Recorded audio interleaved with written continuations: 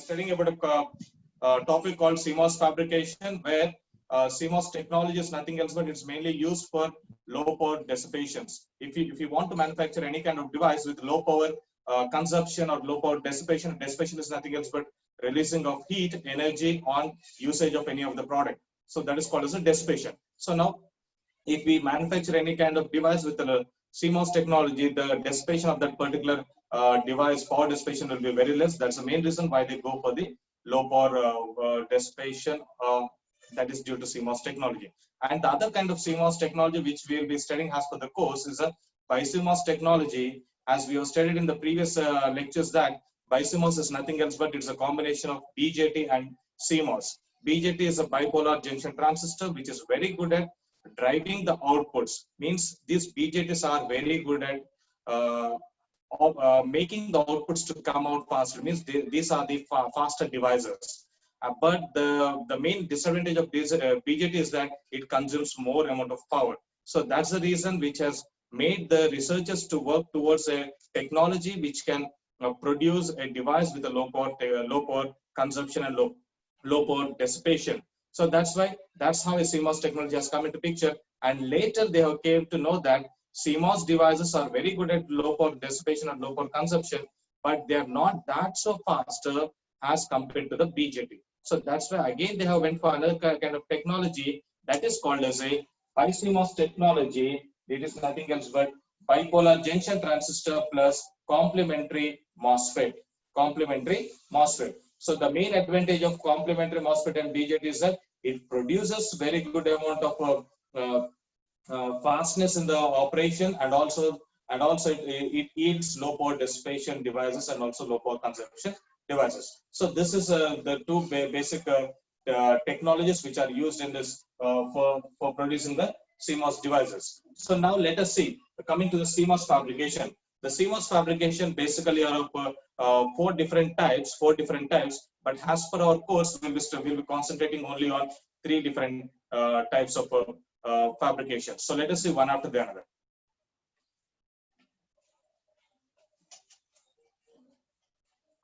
The first kind of CMOS fabrication, is N-well fabrication. N-well CMOS fabrication. The first kind of CMOS fabrication is N-well CMOS fabrication, and second kind of CMOS fabrication is P-well CMOS fabrication.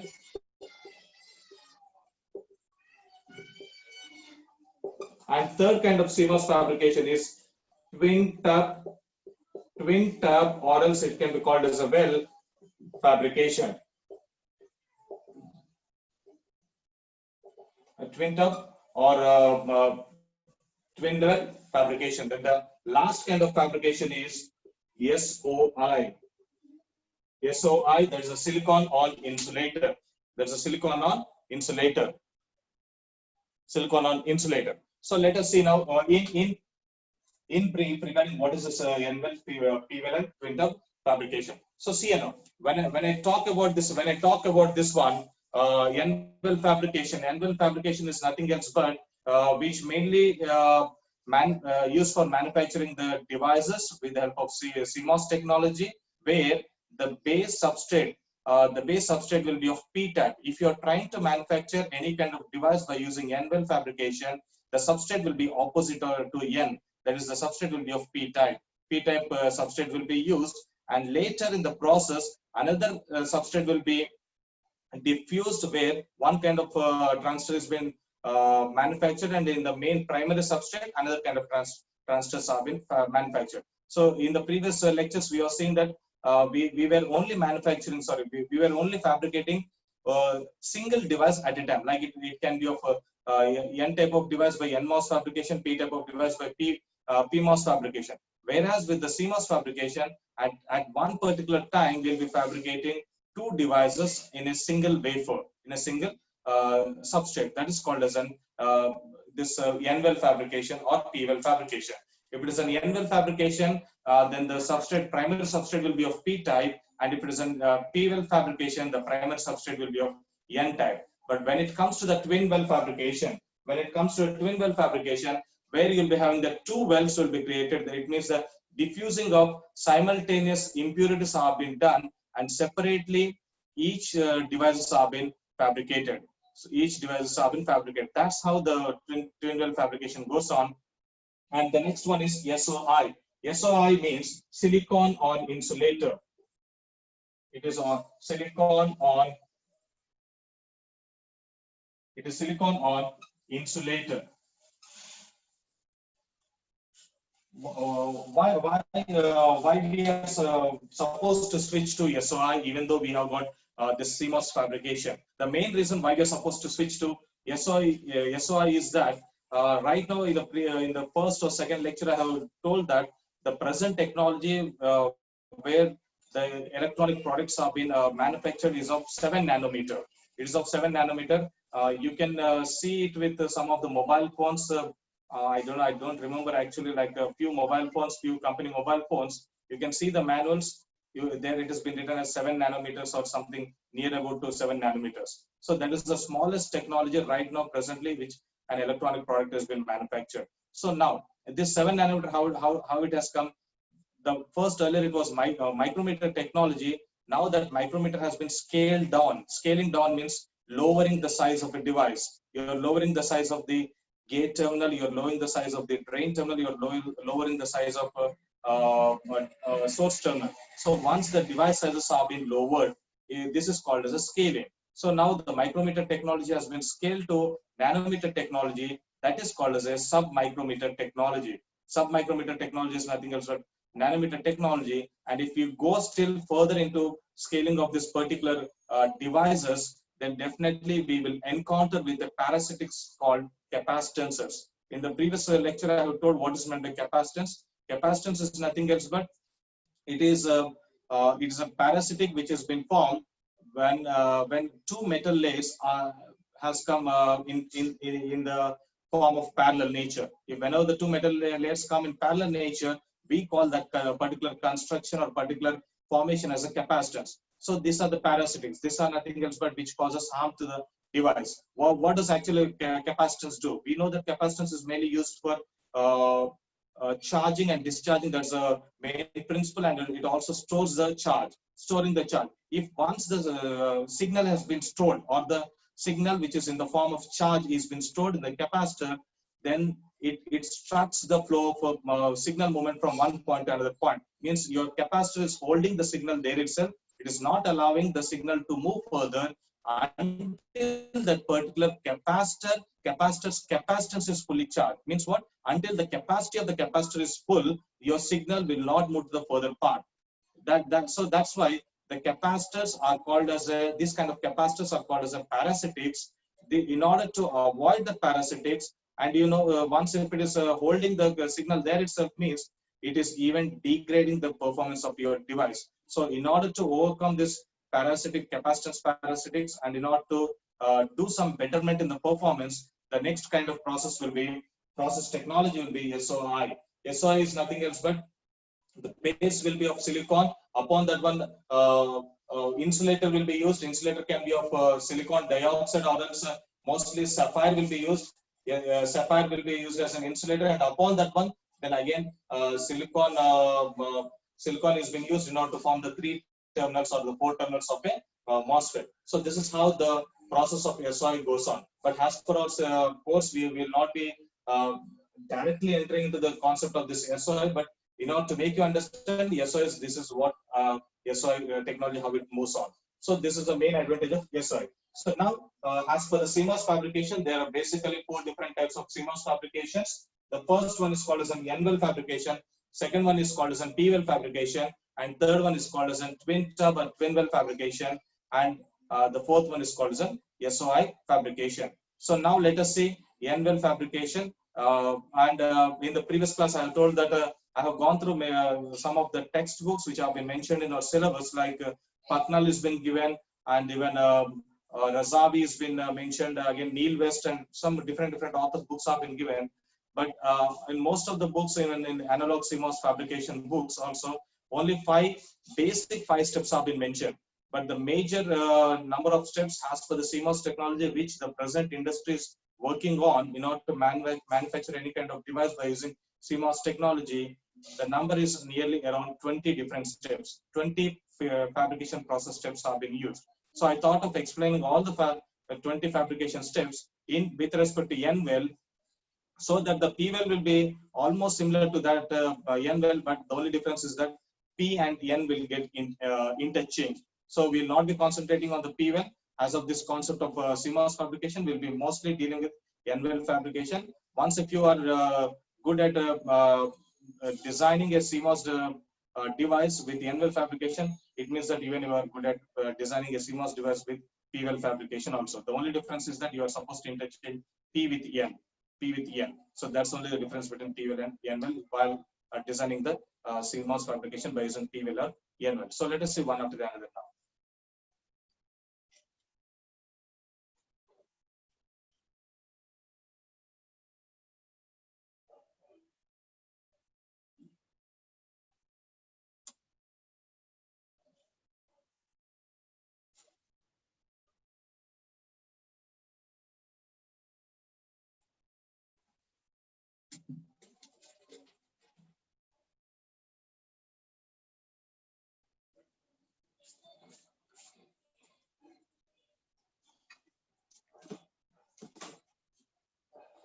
The step number 1.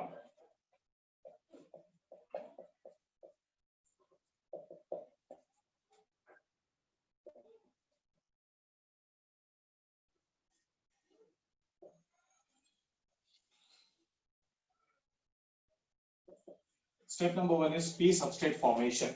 In this N well fabrication, the first kind of step will be P substrate formation. P substrate formation is nothing else but that becomes the basic or primary substrate for the developing of all the layers, and then finally we get a physical CMOS device. So now first we'll be taking a purest form of silicon wafer, and then into that purest form of silicon wafer we'll be diffusing the P type of impurities. As we told that the examples for the diffusion of P type of impurities will be by using boron or aluminum or any kind of a trivalent material can be used in order to dope the P type of impurities. So now this doping of this P type of impurities will be done at very high temperature. It's nearly about 900 degrees Celsius to 1200 degrees Celsius. Depending upon technology, it can even go up to 1450 degrees Celsius, that is 1450 degree Celsius. So the first process, first step in this N well fabrication will be P substrate formation.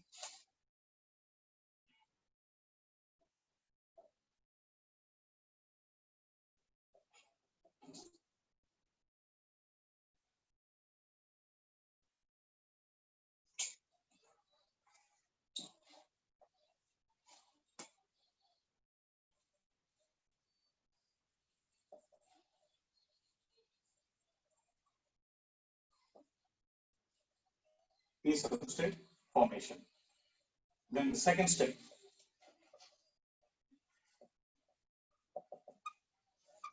oxidation process.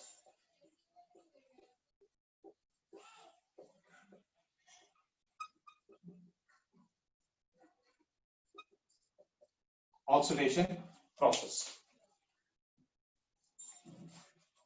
So in this oxidation process, the P substrate wafer which we have developed right now, this P substrate wafer will be subjected to around 1000 degrees Celsius in the presence of oxygen, purest form of oxygen and hydrogen gas. And that particular substrate which is being subjected to a purest form of oxygen and hydrogen gas will be kept into an oxidation chamber. And that's how the SiO2 layer will be formed upon this P substrate. So in order to form an oxidation layer, that is nothing else but oxide layer, SiO2 layer, we are supposed to subject this particular P substrate to very high temperature, that is around 1000 degrees Celsius, in the presence of purest form of oxygen and hydrogen gas, and that after subjecting it will be kept into the oxidation chamber. On this particular P substrate, that's how SiO2 layer is formed in the oxidation process.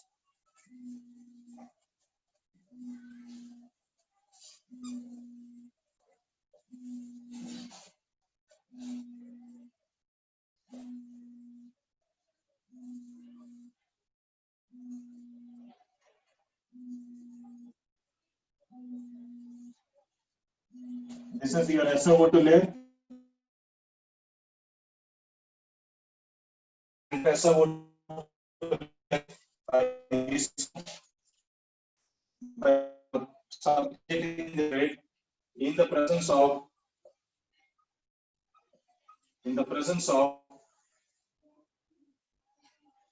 highly pure oxygen and hydrogen gas at 1000 degrees Celsius. At 1000 degrees Celsius. At 1000 degrees Celsius.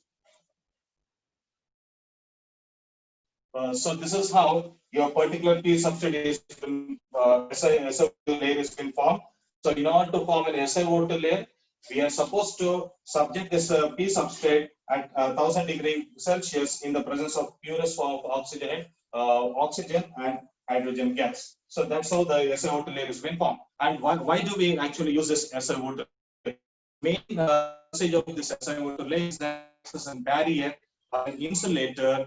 It acts as a barrier or insulator in order to protect this particular wafer from getting contamination of this P substrate. It's mainly used as a barrier or insulator to protect the wafer, and in order that in particularly to protect this P substrate from getting contaminated. Contaminated is nothing else but it does not allow the further doping of any kind of impurities into this P substrate. This is how this SiO2 layer functions.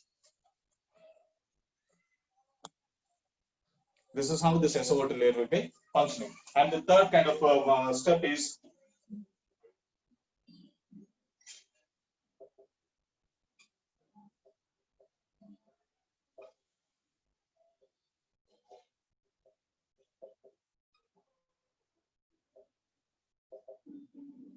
almost first four steps will be same. Almost the first four steps will be same, similar to the other fabrication. Right from the fifth to sixth step, the changes in the fabrication takes place.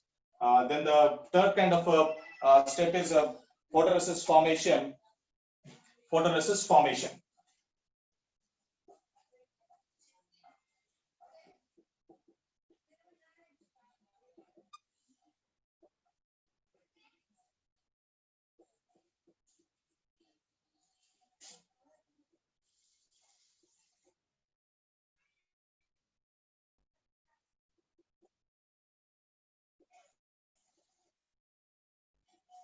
And we know that photoresist is nothing else but it is a light sensitive material which is composed of hydrocarbon polymers and organic solvents. Solvents like carcinogens and neurotoxins are being used.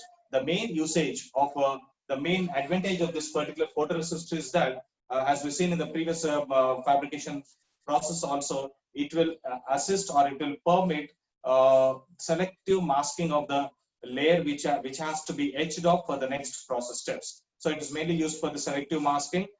Selective masking is nothing else but we can directly say that right from the step number 3 itself, the photolithography process starts. From the photolithography, this is a process where the photolithography starts, and the photoresist it assists or it permits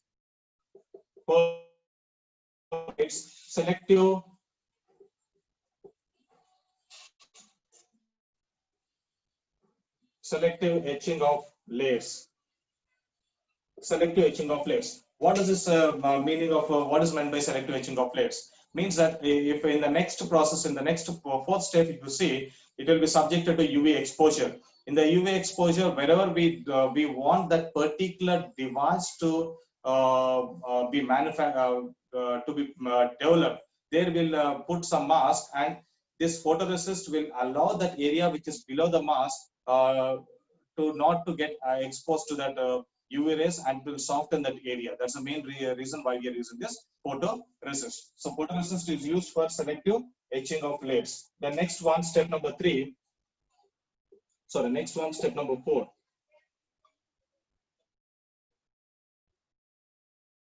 Masking.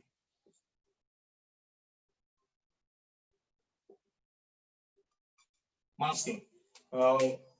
We all know that masking is nothing else but it's a specification of the geometric shapes or electronic data which has to be extracted or which has to be derived in the form of patterns by a process called photolithography. Means some particular electronic data that's regarding the dimensions or regarding which area has to be removed, which area has to be laid upon this particular wafer. So that's how this mask will be useful for laying or removing of a layer. So it's nothing else but it's regarding the forming of different shapes or talking about how the patterning has been done upon the P substrate. So masking. In this masking here, if I consider this one as a P substrate, which we are using as a primary substrate. So now here, upon this one, we have a SiO2.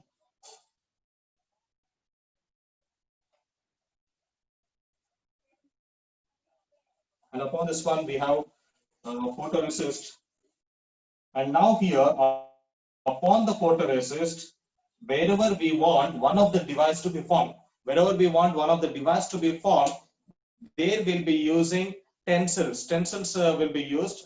Tensile will act as a mask so that it can protect the area where the device has to be formed. Tensile, I hope you all are familiar with the word called tensile. It's similar to tattoo tensils. If anyone has to put a tattoo upon his skin, definitely what they'll be using, a tattoo tensile will be put upon the skin. Then it's nothing else but it's a shape of a particular tattoo, and the color will be filled upon the tattoo, and then the particular tensile will be removed out, and the shape of that tensile will be drawn, or it will appear upon the skin. So that is how the tensile has been used. In the similar way, here tensile is nothing else but a mask tensile will be used. Whichever the shape we want, in that particular tensile will be used, and that tensile will protect the area below the tensile from the UV ray exposure. And later, in the next process steps, we'll remove the tensile first, and then again photoresist will be removed. So that area which is unexposed to the UV rays, will become softer in nature, and it can be easily etched off. And the area which is exposed to the UV rays will be patterned, or which will be polymerized. That's nothing else but it will be hardened, and we cannot easily etch it off from that particular area. So now here we'll be using a tensile. A tensile will be used if I want the one kind of device, let it be P type or N type. So now if it is a N type of device has to be formed over here, P type of device has to be formed here, then again I'll be using a tensile over here. It's a one kind of a shape tensile, mass tensile, and upon this one, everywhere the entire wafer will be subjected to UV rays. These are the UV rays, and this is a tensile mask. Tensile mask. Now, the area which is below this tensile, even though if it has been exposed to the UV rays, will not get hardened. It will be still in the softer region. Will act as a softer region so that it can assist, or which can help in easy etching of that particular rays one after the another. So this is how the masking takes place. So kindly note down these steps.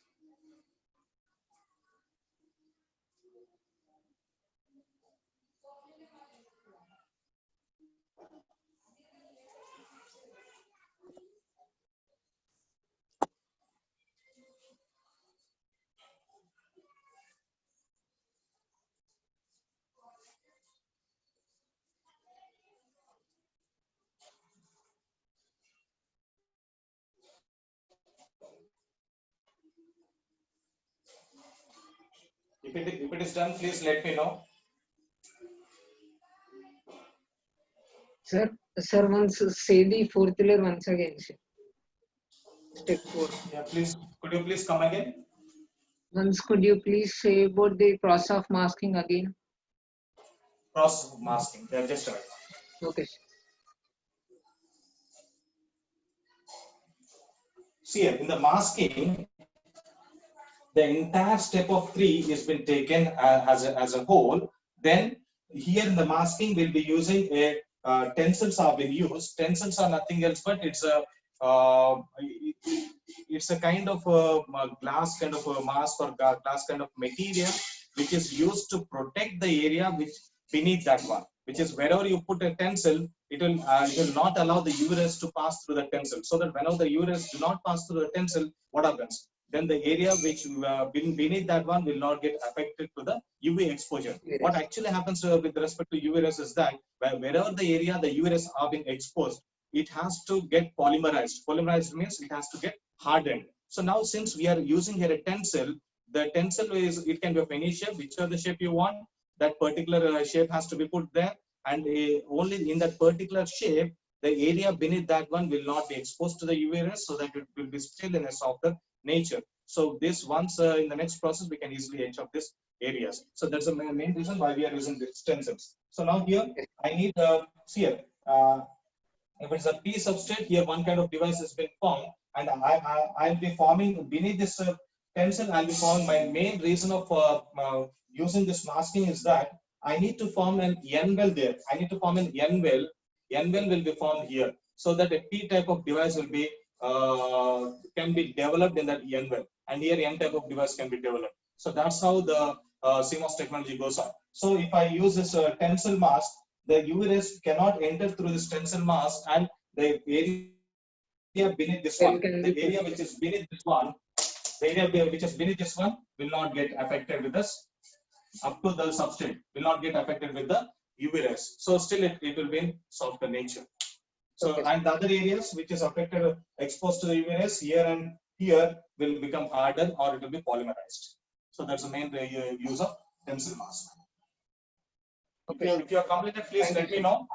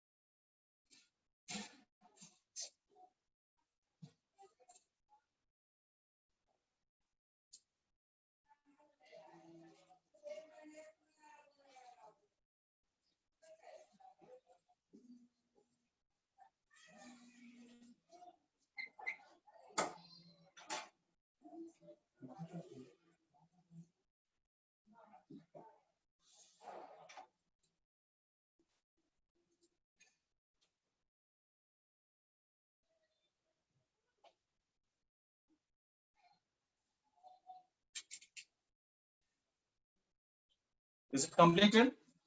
Shall we go with the next process? Uh, Sorry for the interruption, sir.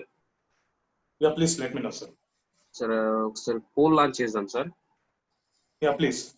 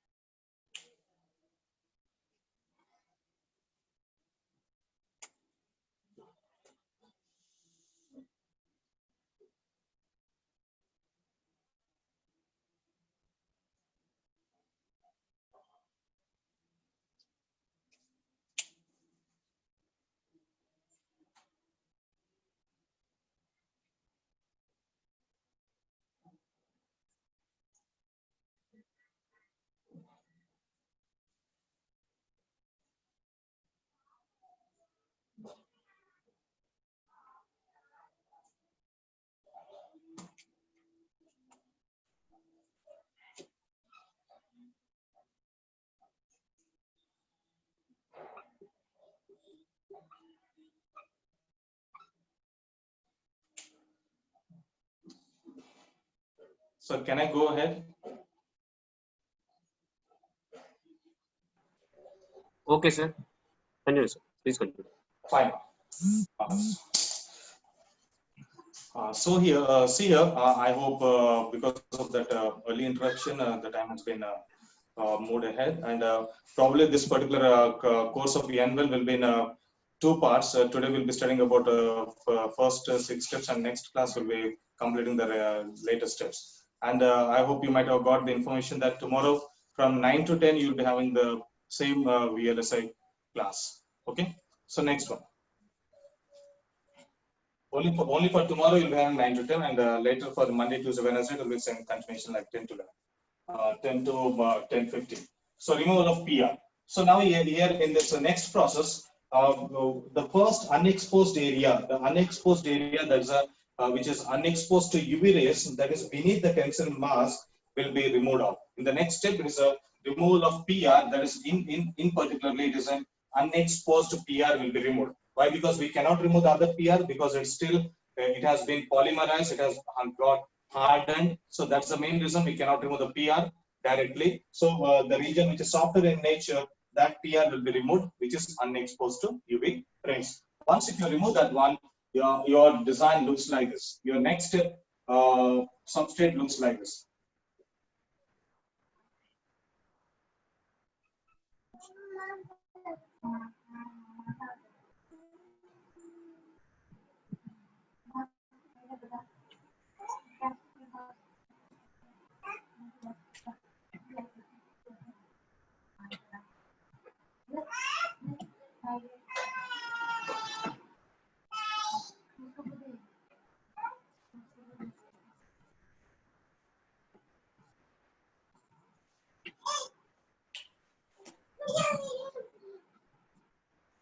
So see here now. So see here now. Here the region which is subjected, the region which is subjected to this PR, the region which is subjected to UV rays will be hardened in nature. So we cannot remove that one. We cannot remove that particular one. And the region which is unexposed to the UV rays beneath the tensile mask, it will be removed easily. Chemical called will be removed easily with a chemical called trichloroethylene.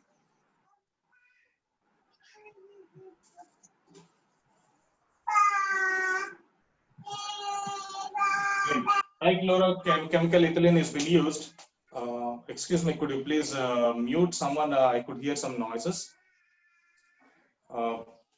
Everyone mute your devices. So see now, here trichloroethylene is being used in order to remove the unexposed PR.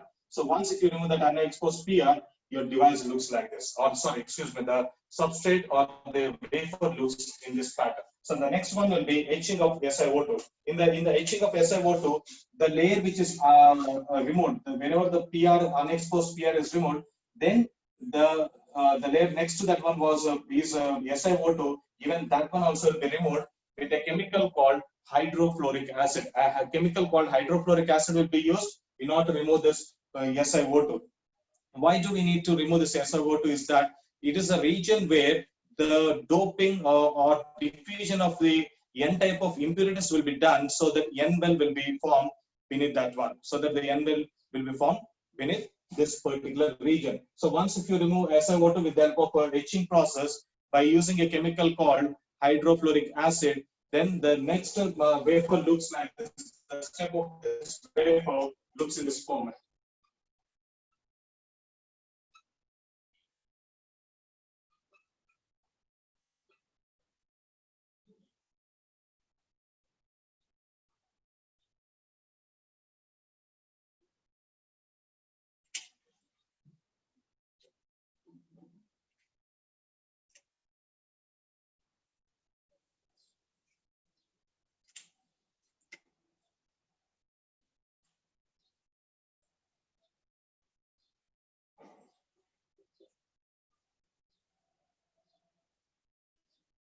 It's a photoresist.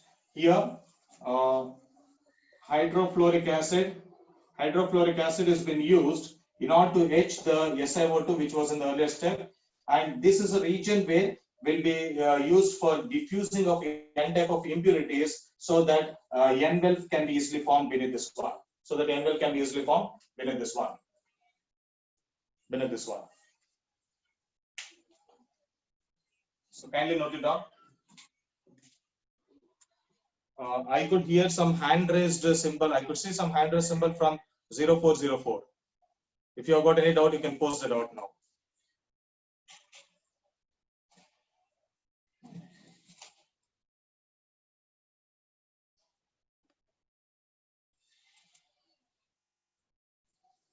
If you're okay, please kindly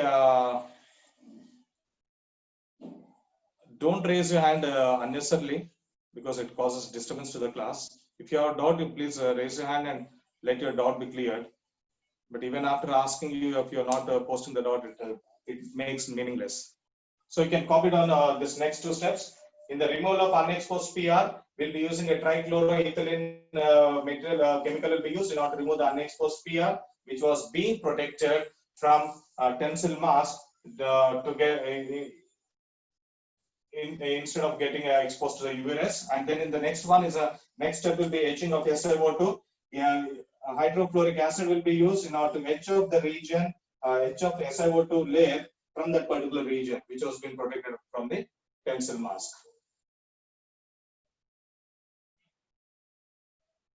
Have completed, everyone? Sir. Excuse me, sir. Please, ma'am. Sir, when masking is performed, the substrate will be become harder or softer, sir. See, actually, yes. I'm putting it. I'm trying to put this fabrication very simple. The reason why I'm telling this very simple, because in manufacturing, yesterday I've discussed, there are nearly some 200 steps. Even in the photoresist, there are two kinds of photoresist, like P plus for positive photoresist and negative photoresist. Which I'm talking about is a positive photoresist pattern. If the photoresist is positive, the region which is unexposed, the photoresist which is unexposed to the UV rays will become softer, and the other parts, the exposed region will become harder. If you're talking about a negative photoresist, then if it is exposed to the UV rays, if it is exposed to the UV rays, that particular one will become as a softer, and unexposed will become as a harder. So in NMOS and between photoresist positive and negative. So now here in this masking, this first photoresist is a this kind of photoresist which you are talking here is a positive kind of photoresist. So now the region becomes softer, so that we can easily etch it off. The other regions which is exposed to UV rays will become harder. Sir, coming to NMOS and PMOS fabrication, we have used negative photoresist, sir. It's a positive only. Means in that fabrication we have masked the areas that we want to remove, na, sir. Could you please come again? Sir, in that also we have used positive only, sir. I'm detailing these topics with respect to positive only, positive photoresist only. Mostly positives have been considered, so that's why I'm telling you this entire fabrication stuff with respect to positive photoresist. Everything. See, even in that NMOS and PMOS also, it was an etching of the layer was been done, which was softer in nature. If it is unexposed, we have used a thick glass, which was not allowing the UV rays to fall beneath that one, so that it was softer in nature. If you remember those particular class topics, you can understand it. Even that one was a positive photoresist. Okay, sir. Thank you, sir. Yeah, okay. And right now I'm winding up this class. Tomorrow, be ready at 9 o'clock. And there was one doubt. This is HF, hydrofluoric acid. HF, it's an hydrofluoric acid. It's not hydrochloric, it's an hydrofluoric acid. Hydrofluoric acid has been used in this etching process in order to remove this SiO2 layer. So that beneath this one, inside this substrate, another substrate